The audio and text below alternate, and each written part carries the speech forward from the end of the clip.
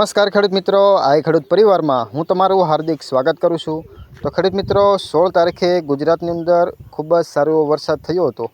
તેની અંદર વાત કરીએ તો કે 16 જૂન 2025ના રોજ ગુજરાતમાં પડેલા વરસાદની આંકડાની આજે આપણે વાત કરવાની છે કે કયા વિસ્તારમાં કેટલા ઇંચ વરસાદ પડ્યો।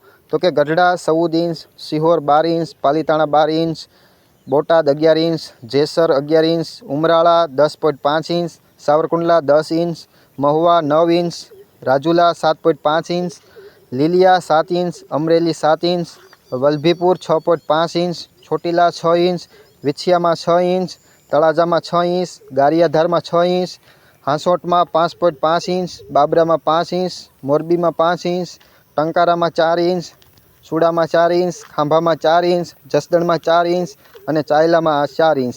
તો ખેડૂત મિત્રો, 16 તારીખના દિવસે ગુજરાતની અંદર આ વિસ્તારમાં આટલો વરસાદ પડેલો છે। તો વરસાદને લગતી તમામ અપડેટ લેવા માટે હજુ સુધી અમારી ચેનલ સબસ્ક્રાઈબ ન કરી હોય તો ચેનલને ઝડપથી સબસ્ક્રાઈબ કરો। ધન્યવાદ।